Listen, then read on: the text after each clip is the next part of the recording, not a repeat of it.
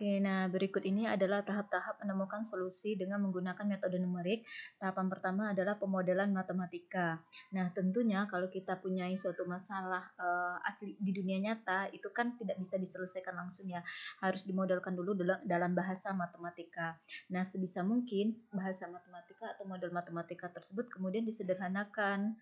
Nah, setelah itu barulah dilakukan formulasi numerik. Nah, yang dimaksud dengan formulasi numerik itu adalah kita memilih metode numerik mana yang akan ditemukan akan dijalankan, karena untuk semua topik dalam metode numerik itu biasanya tersedia lebih dari satu pilihan metode. Jadi kita bisa memilih metode mana yang ingin kita gunakan. Nah, kemudian menentukan batas error. Nah, tentunya error itu kan kita harapkan sekecil mungkin ya. Jadi pilihlah batas error sekecil mungkin. Kemudian terakhir baru kita menyusun algoritma. Kemudian tahapan berikutnya adalah setelah menyusun algoritma, baru kita melakukan pemrograman dan mengeksekusi atau mengeksekusi algoritma tersebut. Nah, terakhir barulah dievaluasi atau diinterpretasikan solusinya. Jadi, jangan hanya bisa menjalankan algoritmanya, tapi tidak tahu yang menjadi hasil yang kita incar itu yang mana, gitu. Nah, itu yang dimaksud dengan tahapan terakhir ini. Nah, berikutnya adalah istilah-istilah penting dalam metode numerik. Yang sangat penting itu adalah dua ini, yaitu ada yang disebut dengan solusi numerik, atau bisa juga disebut sebagai solusi aproksimasi atau solusi pendekatan. Sudah disampaikan tadi di awal ya. Kemudian berikutnya error. Karena metode numerik ini adalah metode pendekatan, ya tentunya kan ada error. Nah, error itu apa? Error itu adalah selisih antara nilai yang sebenarnya dengan nilai pendekatan. Nah, ada beberapa jenis error. Yang pertama itu disebut dengan error mutlak atau absolute error, di mana artinya itu adalah nilai mutlak dari selisih antara nilai yang sebenarnya dengan nilai pendekatan, atau dirumuskan secara matematis seperti ini. Mahasiswa yang sudah mengambil kalkulus, saya pikir tahu dengan notasi ini ya. Itu artinya adalah nilai mutlak yang hasilnya selalu bernilai positif. Kemudian X di sini adalah untuk notasi dari nilai eksak atau nilai sebenarnya, sedangkan X star ini atau X bintang ini adalah nilai pendekatan. Kemudian berikutnya ada yang disebut dengan error relatif sebenarnya, yaitu error yang dinormalisasi terhadap solusi sebenarnya, yaitu rumusnya ini. Jadi error relatif sebenarnya ini itu adalah error mutlak ini dibagi dengan nilai mutlak dari nilai sebenarnya. Kemudian ada lagi error relatif aproksimasi. Nah, kalau tadi error relatif sebenarnya itu rumusnya kan error yang ini dibagi dengan nilai solusi sebenarnya. Tapi kalau error relatif aproksimasi, error mutlak tadi, ini dia, yang ini, itu dibagi dengan nilai pendekatannya. Jadi berbeda di penyebutnya ya, antara error relatif aproksimasi dengan error relatif sebenarnya. Nah, terakhir itu ada yang disebut dengan error relatif aproksimasi untuk metode yang butuh iterasi. Nah, sebenarnya masalahnya kalau kita dalam menjalankan metode numerik, itu kan kita menjalankan metode numerik kan untuk menyelesaikan masalah-masalah yang bisa dikatakan rumit, di mana kita tidak bisa menjalankan metode analitik untuk menemukan solusinya. Otomatis kita tidak punya informasi tentang nilai sebenarnya. Nah, oleh karena itu, bagaimana mungkin kita menjalankan rumus error yang 3 sebelumnya ini kan ya?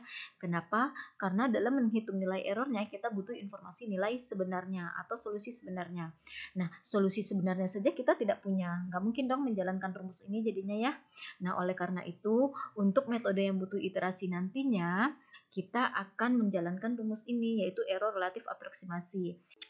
Untuk menghitung error relatif aproksimasi, kita hanya butuh informasi tentang nilai X atau nilai kandidat solusi yang kita peroleh dengan menggunakan metode numerik, atau yang jadi kita merujuk kepada nilai aproksimasi saja.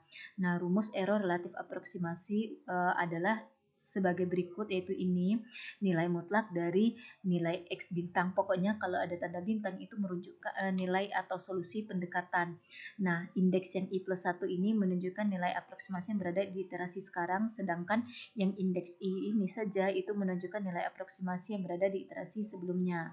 Dengan demikian, error relatif aproksimasi itu dirumuskan dengan nilai mutlak dari nilai aproksimasi yang ada di iterasi sekarang dikurang dengan nilai aproksimasi atau nilai pendekatan yang berada di iterasi sebelumnya dibagi dengan nilai aproksimasi yang berada di iterasi sekarang. Oke. Nah, dari mana sih sumber error itu? Ini adalah beberapa sumber utama error. Yang pertama itu adalah error pembulatan.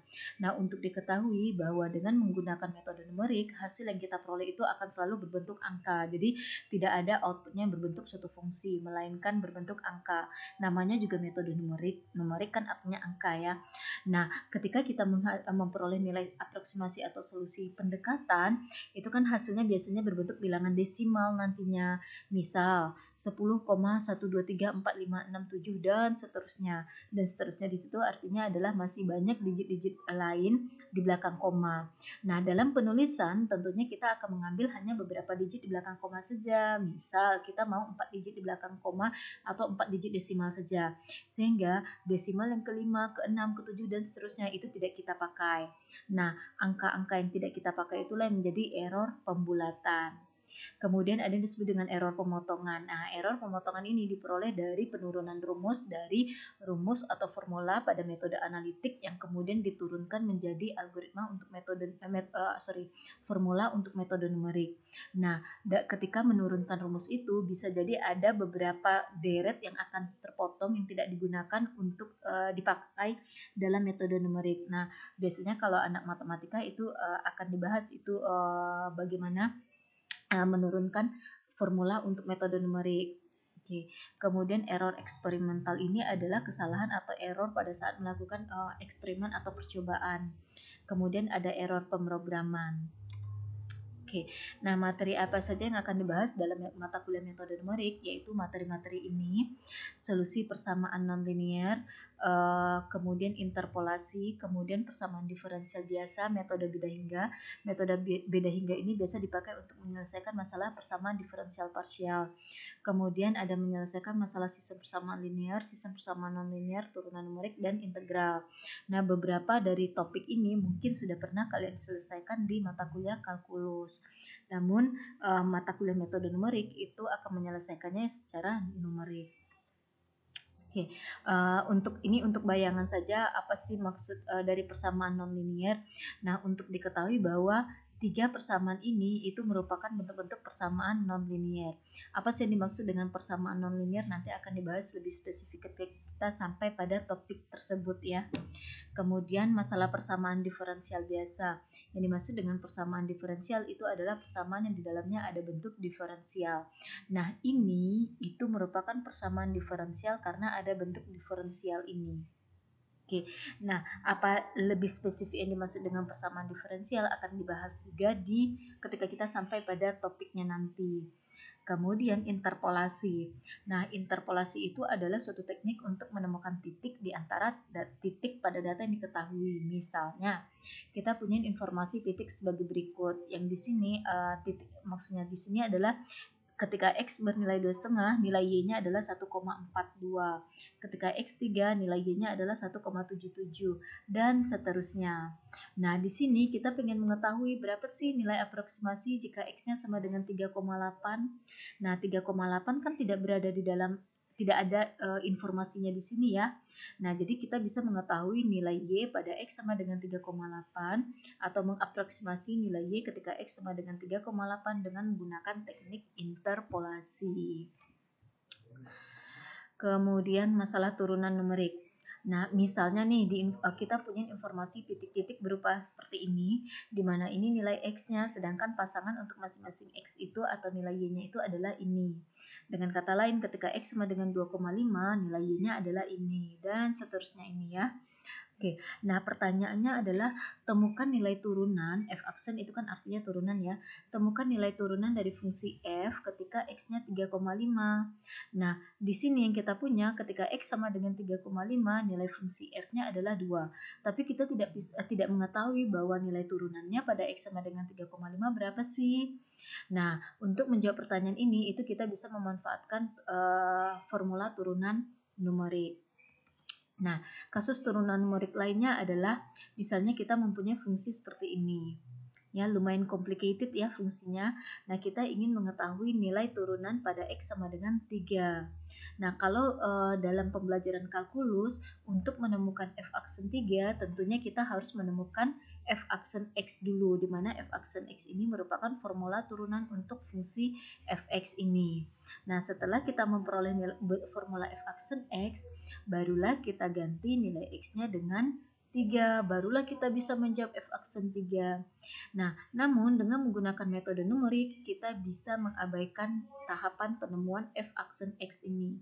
Jadi, hanya modal informasi ini saja, fungsi fx ini saja, kita bisa menemukan nilai f aksen pada x sama dengan 3. Tentunya kita butuh identifikasi dulu nilai-nilai lainnya sebelum kita mencapai ini. Tapi at least kita tidak perlu menjalani tahapan menemukan f aksen x-nya. Dan bahkan dengan metode numerik pun kita bisa memperoleh nilai solusi atau f aksen 3 yang lumayan akurat. Kemudian masalah integral numerik. Nah, sebagaimana yang kalian ketahui bahwa ini adalah bentuk integral ya. Nah, integral yang bisa diselesaikan dengan metode numerik itu adalah integral tentu, di mana harus ada informasi batas bawah dan harus ada informasi batas atas. Ketika kita belajar kalkulus dulu, untuk menemukan integral ini disebut dengan integral tentu ya dalam ilmu kalkulus.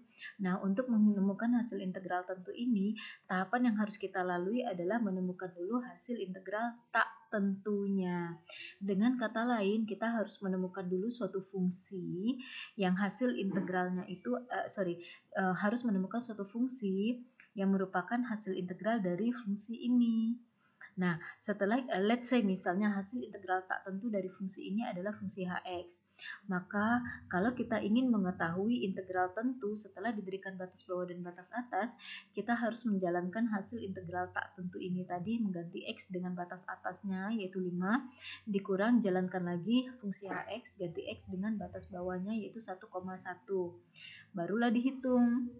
Nah, lumayan panjang ya prosesnya. Nah, namun dengan menggunakan metode numerik, by the way, bisa jadi mengintegralkan fungsi ini tidak bisa bahkan ditemukan solusinya dengan menggunakan metode analitik, karena ini kan lumayan rumit sekali ya. Namun dengan menggunakan metode numerik, kita bisa melewati tahapan ini. Jadi dengan menggunakan metode numerik, kita bisa menghitung integral ini tanpa menemukan hasil fungsi integral tak tentunya terlebih dahulu. Jadi kita cukup manfaatkan atau mengevaluasi fungsi yang akan diintegralkan ini saja.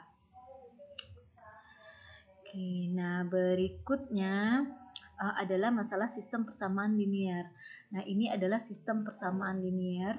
Kalau waktu di SMA atau pendidikan sebelumnya, sistem persamaan linear yang dipunyai itu adalah sistem persamaan yang mengandung 2 persamaan atau 3 persamaan, kemudian ada 2 variabel atau 3 variabel.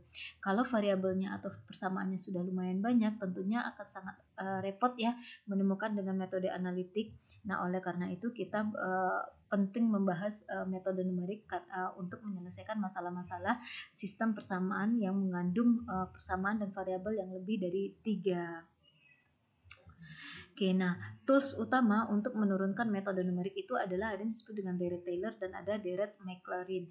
Untuk anak matematika ini sebenarnya penting dibahas, tapi untuk anak mahasiswa yang bukan dari prodi matematika, ini mungkin yang penting adalah bisa menjalankan atau mengaplikasikan algoritmanya. Oke. Nah, sekian pendahuluan terkait mata kuliah metode numerik sesuai dengan penjelasannya, dan sudah disampaikan pula alasan penting pembahasan tentang metode numerik ya. Tujuannya adalah supaya kita bisa menyelesaikan masalah-masalah yang terasa rumit untuk diselesaikan dengan menggunakan metode analitik. So, kita punya tools yaitu metode numerik. Nah, namun untuk menyelesaikan masalah matematika dengan menggunakan metode numerik, kita butuh alat atau butuh fasilitas, yaitu minimal Excel untuk menjalankan algoritmanya. Oke, sampai ketemu di pembelajaran berikutnya. Assalamualaikum warahmatullahi wabarakatuh.